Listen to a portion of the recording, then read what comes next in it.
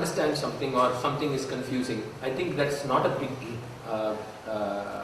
Because we have, a lot of it is abstract, a lot of it is seems just over there, you know, and you can't hold on. It's wonderful that you can't hold on to something. I think it's really wonderful that you can't hold on to something, because just let it be the experience itself. Just leave it as it is. It's not a big deal. It's not such a big deal. I can tell you, even as musicians, we still struggle with many of these ideas. We still struggle with situations where we're not able to see the two and see where we are and we are lost. So it's not such a major issue, but I think the reason we go through this is because we need to know this part of the aesthetics also. What this frame is and what are we doing within it. Now we move to the actual melody part. That actually is the reason why we are doing all, why we have this whole thing, which is, especially Carnatic music, composition. And that is very, very essential to understand if we have to understand even Tala. So I may move away from Tala for a while, but Tala will come back at one point. We will talk about composition and the relationship between them. First of all, what is it? What is a composition?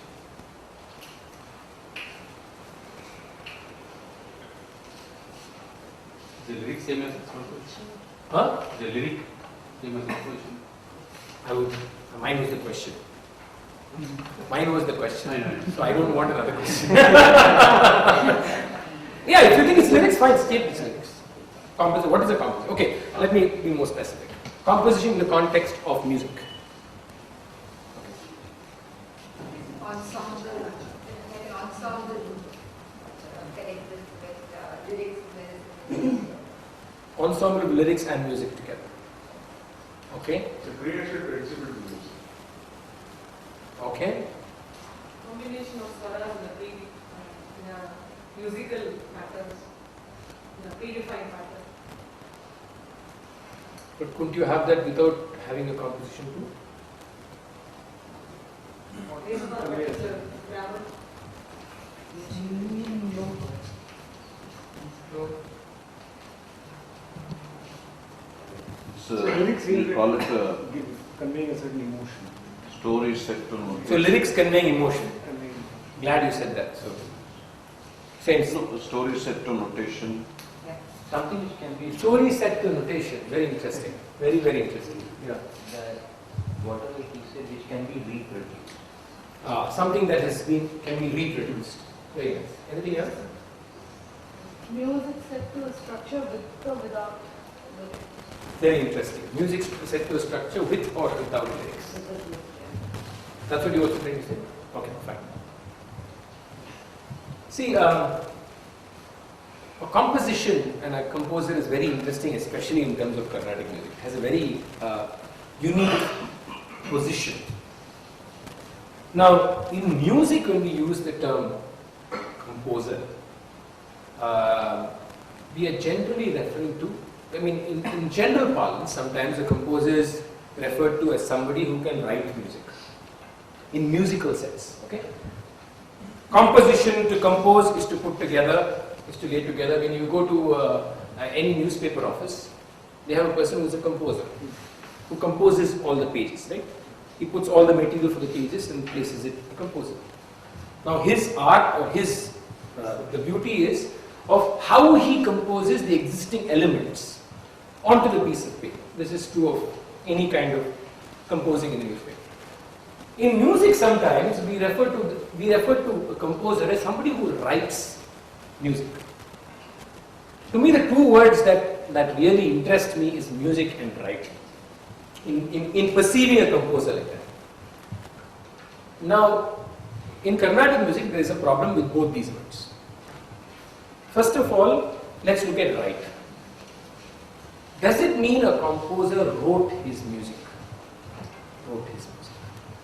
That is the first question that's asked. And we all know that Indian musical traditions were oral musical traditions.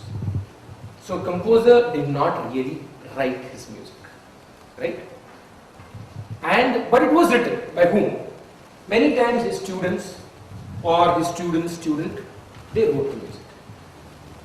Now, the other word is music. In Carnatic music, a composer has a special term. Is known as a Vaggeyakara. Vak can mean word, language. And in this context, I'm going to keep word and language. Geya comes from gi, which means to sing. So a Vaggeyakara is a person who is not only writing the sahitya, or the lyrics, but is also composing the music for the lyrics. You cannot be a Vaggeyakara if you have not by yourself created that amalgam of lyrics and music. This is very unique to Carnatic music.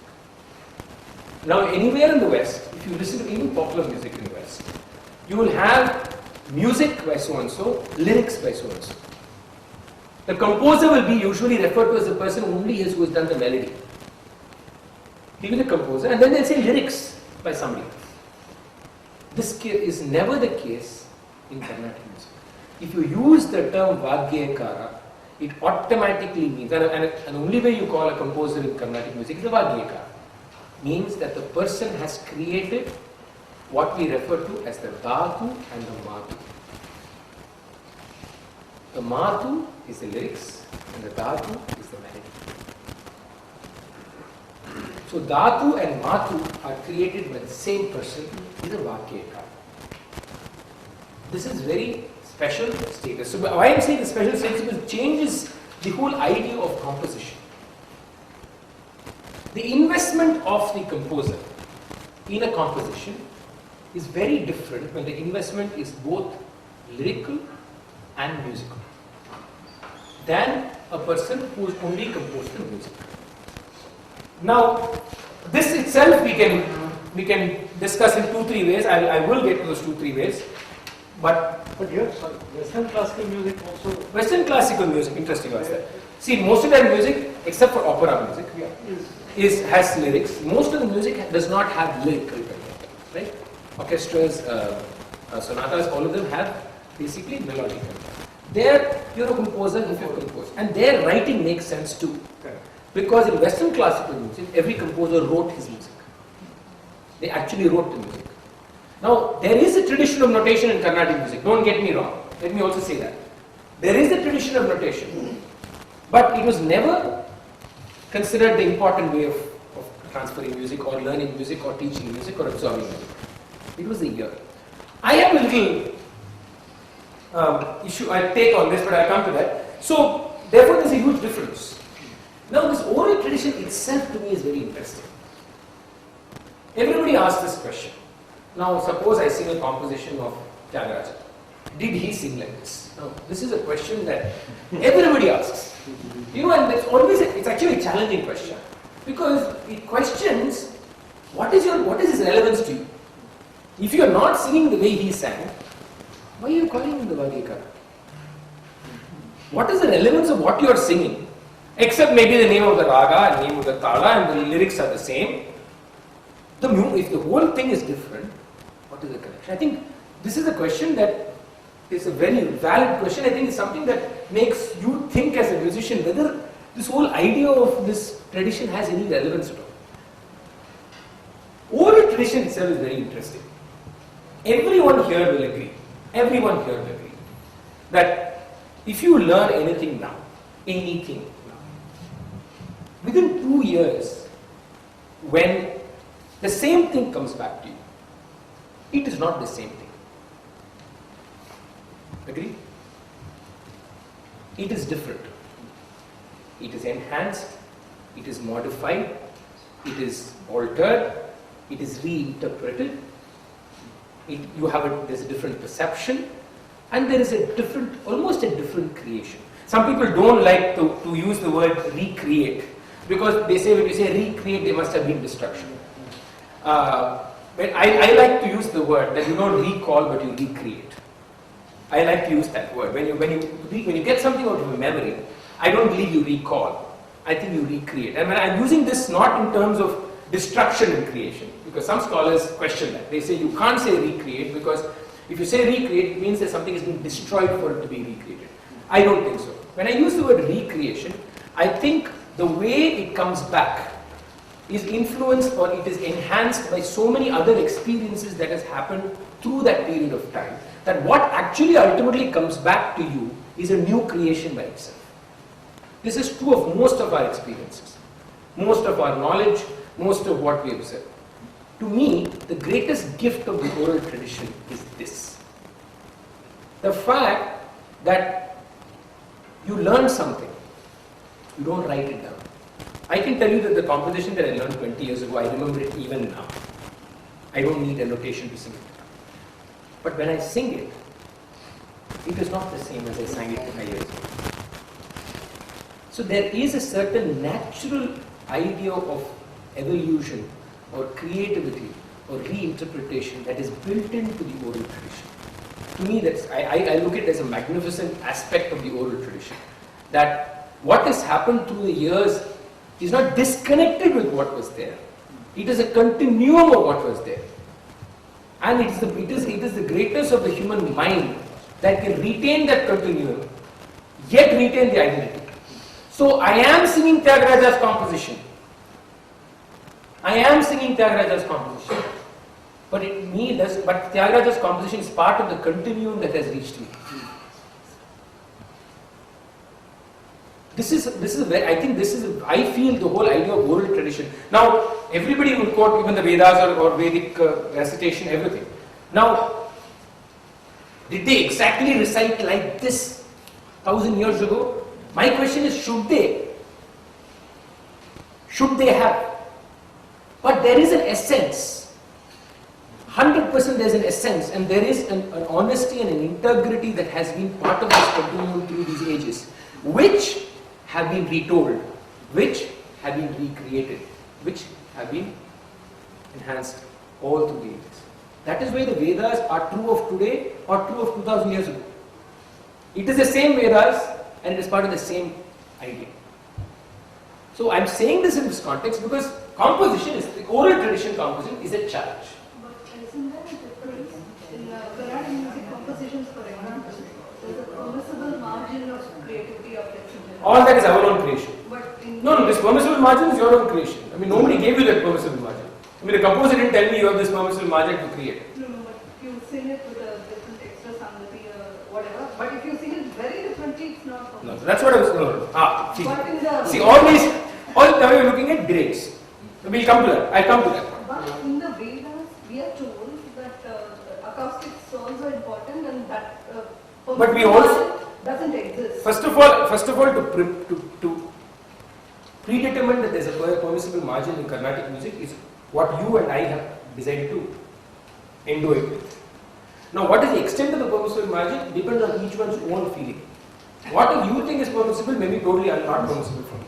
So all these we are talking great sense of relativity. Okay, but at the same time, there is something called an organic change that has happened in every tradition. Every tradition is happening. There has been organic change, but there have also been points of conflict. I will not disagree. That is also a problem. I was going to come to that a little while later. After I state this, I will come to that. So when you come to Vaggeyakara, when you recreate, there can be enhancement, there can be deterioration. I'm not, again, now we are going to perception. No, I'm not going to discuss perception here. I did not qualitatively judge none of my statements was a qualitative judgment. None of my statements when we talked about this was a qualitative judgment of perception. Because if I get into the qualitative position of perception, then you may think it's enhancement, I may think it's deterioration, he may think it's the same. So now we'll not be able to have that discussion. But what we can see, now what is not a qualitative change we will discuss. Similar to what she is saying actually. We will discuss. But it is a point where there is no answer. It is a point of a grey area. There is a problem there in the grey area, and we have to accept that there is a grey area. That's all I will state. So the Vaggeyakara is very, very, very important. And he has given a composition, a lyrical and a musical form. Now, this comes to the two questions. First question is, suppose the lyrics did not have linguistic meaning. The lyrics did not have linguistic meaning. Suppose it's a composition of only swaras, for example. sa ni da ba da ma ga ri ni ri sa ni ri ga ma pa da ni sa. It's a Jatiswara, Kalyani Jatiswaram composed by the Tanjore Quartet. It's a composition. Would you still give that individual a status of a Vaggeyakara? I would. Yes.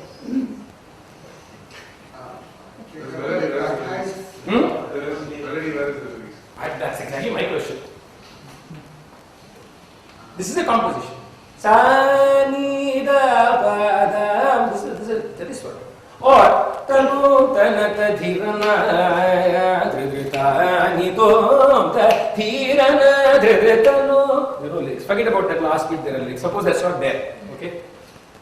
There is only all these sounds. These are all, by the way, rhythmic sounds. Sounds that are oral representations of all the rhythmic sounds that are played on the mridangam or ghatam or uttam.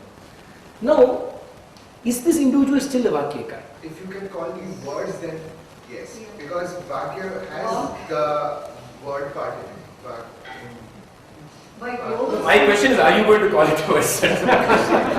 My question was, would this still be a Vaggeyakara's creation? No. I don't know Vaggeyakara, but he is a composer. And there is no word called composer in Carnatic music. There is no, we don't have an expression of a person composer. We don't have it. We have now inherited it from English and we use it, that's all. But we don't have a word. When you say Vaggeyakara, that's the only word we use. by the global connotation, No, I don't talk it on Carnatic music. No global connotation. then the word Vag doesn't have a meaning. I have clarification, like what is sung is the actual composition. Yeah, pretty much. Oh, I'm not I'm not deleted the text, don't worry. I'm not deleted the text. No, in that case, if you don't have any other word, I will call Vaggeyakara. You still call him Vaggeyakara. Yes. No. Yes. Who thinks no? No. No. And why? Because these are not lyrics in the original sense of lyrics. So, then, These are not only emotions as the lyrics do. very interesting. Emotions. I'm very glad you brought that word up. So, which means basically you're saying that any sound that does not have linguistic meaning does not have emotion. It does, but when it is Vaggeyakara, it No. gives lyrics. And the lyrics Why? give emotion. Why? Vak also means that which is said, by the way. Vak also means that which is said. Vak also means language-oriented word, but also means that which is said.